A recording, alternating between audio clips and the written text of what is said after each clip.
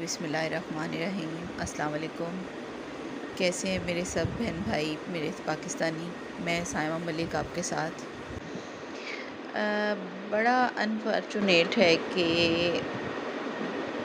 ہر دفعہ بات نا ابھی تک کوئی خوشخبری نہیں ہے اور بات تکلیف دہ ہی ٹاپک پہ کرنی پڑتی ہے، اور سمجھ نہیں آ رہا کہ انسان کس کس ٹاپک پہ بات کرے۔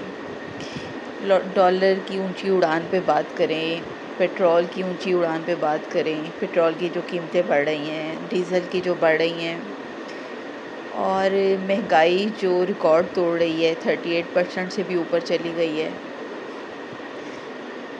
سمجھ نہیں آ رہا، یا پیسہ جو ڈی ویلیو ہوئی جا رہا ہے، کس پہ بات کی جائے۔ اور بڑا انفارچونیٹ ہے کہ اس ساری چیزوں کے درمیان جو ہم غریب لوگ ہیں، جو عوام ہے غریب، ہم پاکستانی پس رہے ہیں، اور سارا قرض ہمارے سر پر آ جاتا ہے، سارا کچھ ہمیں ادا کرنا پڑتا ہے، اپنے بلوں میں، اپنی روزمرہ کی ضروریات میں، اپنے ایون کے سانس لینے پر بھی، لیکن ریلیف ہمیں ہی نہیں ملتا۔ اور اس کے علاوہ بڑا انفارچونیٹ ہے کہ یہ جو بارشیں ہو رہی ہیں اور اتنی تباہی پھیلی ہے، اتنا دل تکلیف میں ہے، اس قدر دل کو تکلیف ہے کہ سمجھ ہی نہیں آ رہی ہے کہ بات کہاں سے کی جائے، کہ فصلیں تباہ ہوئی ہیں، لوگوں کے گھر اجڑ گئے ہیں، برباد ہو گئے ہیں، بہہ گئے ہیں، یا ان لاشوں پر ماتم کیا جائے جو لاشیں تیر رہی ہیں۔ 30 سے زیادہ لوگ جو اس سیلابی ریلے میں بہہ گئے ہیں، بچے، چھوٹے چھوٹے سے بچے۔ کل بھی میں اس کی پکچرز دیکھ رہی تھی مختلف لوگوں کی، تو یقین کریں کہ دل خون کے آنسو رو رہا تھا۔ اور سب سے بڑی بدقسمتی یہ ہے کہ اس گورنمنٹ کو کوئی فرق نہیں پڑ رہا ہے، ایک جوں تک نہیں رینگ رہی ہے کہ ان کے سروں میں، ان کے کانوں پہ، کہ پاکستان کس جگہ پہ آ کے کھڑا ہو گیا۔ ڈیفالٹ ہونے میں 4تھے نمبر پہ آ گیا پاکستان۔ انہوں نے شاید مرنا نہیں، اور واقعی ویسے میں نے دیکھا ہے کہ یہ لوگ مرتے بھی نہیں ہیں، ان کی عمریں بہت لمبی ہوتی ہیں۔ جتنے آپ سیاستدان دیکھ لیں تو یہ بہت جیتے ہیں، بہت جیتے ہیں۔ تو اتنی تکلیف دہ صورتحال ہے، اور یہ لوگ دوسروں کا مذاق اڑانے کے لیے نا ہیلی کاپٹرز پہ جاتے ہیں، یہ دکھاتے ہیں کہ ہم آپ کے پاس آئے ہیں اور ہمارے پاس اتنی سہولتیں ہیں کہ ہم ہیلی کاپٹر میں آئیں گے، ہیلی کاپٹر میں واپس چلے جائیں گے، آپ جہاں بیٹھے ہیں وہاں بیٹھے رہیں، بس ہم نے ہدایتیں کر دی ہیں، اور وہ کاغذی ہدایتیں ہو گئیں۔ وہ جو سارا میڈیا ان کا غلام بنا ہوا ہے، بکاؤ میڈیا، اس کے اوپر خبریں چل جائیں گی، اور بس غریب کی کون سی سنوائی ہے؟ غریب نے کہاں پہنچ کے اپنی آواز سنانی ہے؟ کس نے سننی ہے؟ کس نے پہنچانی ہے ان کی آواز؟ کوئی ایک اقرار الحسن جیسا کوئی ایک پروگرام کر لے گا، کوئی اور ایک دو پروگرام کر لیں گے، اور پھر کیا ہوگا؟ پھر بات آئی گئی ہو جائے گی، بات ختم ہو جائے گی۔ لیکن کیا کبھی کسی نے سوچا ہے کہ ہم آگے چل کر کیا حساب دیں گے؟ یہ میڈیا ہو جائے، یہ سیاستدان ہو جائیں، یہ سیاستدانوں کے جو ہینڈلرز ہیں، جو طاقتور حلقے ہیں، یہ وہ انہوں نے سوچا ہے کبھی کہ ہم نے صرف اپنی جھوٹی انا اور ضد کی وجہ سے پاکستان کو کہاں پہنچا دیا ہے؟ کہاں پہنچ گیا پاکستان؟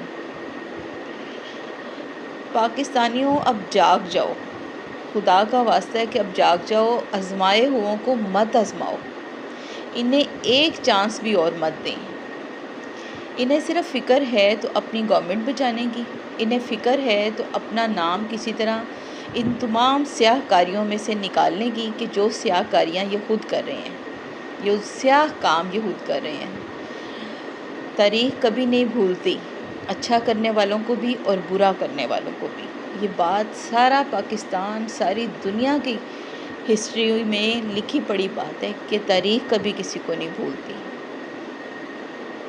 اور چاہے سلطنت عثمانیہ ہو جو 650 سال سے بھی زیادہ چلی، اور 3 سے زیادہ بر اعظموں میں انہوں نے حکومت کی، ہر چیز کو فنا ہے سوائے اللہ کے نام کے۔ تو یہ کس کے بیچارے ہیں؟ یہ جتنی بھی چوری کر رہے ہیں، ڈکیتیاں ڈال رہے ہیں، ملک کو تباہ و برباد کر دیا ہے، اپنے صرف ایک ٹائم کی سوئمنگ کرنے کے لیے نا کروڑوں روپیہ اس کو رینویشن پہ لگا دیتے ہیں، لیکن اینڈ آف دی اینڈ کبھی سوچا ہے کہ قبر میں ان کو کون بچائے گا آ کر؟ اتنی تکلیف ہو رہی ہے ان سب باتوں کو کرتے ہوئے، مجھے اتنی تکلیف ہو رہی ہے کہ یقین کریں کہ مجھے سمجھ نہیں آ رہی ہے کہ میں ان پہ روؤں، ان کے ہینڈلرز پہ روؤں، ان لاشوں پر روؤں، ان لوگوں کی بے بسی پہ روؤں کہ جن کی فصلیں تباہ ہو گئی، جن کی ساری زندگی کی محنتیں رائیگاں چلی گئی ہیں، جن کے گھر اجڑ گئے ہیں، ان پہ روؤں، یا ایک غریب پاکستانی جو اس وقت ہر پاکستانی ہے مجھ سمیت، اس پہ روؤں کہ جو ہمارے حالات انہوں نے کر دی ہیں۔ آئی ایم ایف سے قرضے آپ لیں اور ان کو بھگتان ہم بھرتے ہیں، ہمارے سانسوں تک سے آپ ٹیکس لیتے ہیں۔ کتنا جئیں گے؟ کب تک جئیں گے؟ کتنی بد دعائیں لیں گے؟ میں اپنے پاکستانیوں کو صرف ایک میسیج دینا چاہتی ہوں کہ پاکستانیوں اب جاگ جاؤ، خدا کا واسطہ ہے ان کو کبھی دوبارہ چانس نہ دینا، کبھی اپنا ووٹ ضائع نہ کرنا کہ آپ گھر بیٹھے رہیں، ووٹ نہ ڈالیں، آپ کے ووٹ آلریڈی کی خود بخود ڈال لیتے ہیں۔ جب بھی الیکشن ہوں گے، جنرل الیکشنز میں ہم جائیں گے، آپ بھرپور طریقے سے اپنا ووٹ ڈالیں، اور یہ جو چور غدار ہیں جنہوں نے ملک کو لوٹ کے برباد کر دی ہے، ان کو پلیز مت آزمائیں دوبارہ۔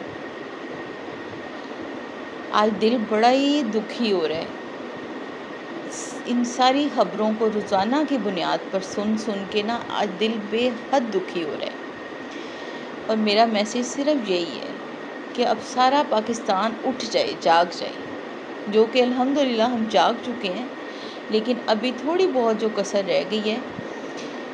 میرا پیغام جہاں تک پہنچے، اچھا لگے تو آپس میں ایک دوسرے کے ساتھ شیئر کریں، کوئی رائے دینا چاہیں، کسی ٹاپک پہ بات کرنا چاہیں، لازمی کمنٹ کریں، ضرور اس پہ بات ہوگی انشاءاللہ۔ اپنا بہت ڈھیر سارا خیال رکھیں اور دعاؤں میں یاد رکھیں۔ انشاءاللہ نیکسٹ ویلاگ کے ساتھ حاضر ہوں گی۔ آپ کے ساتھ سائمہ ملک۔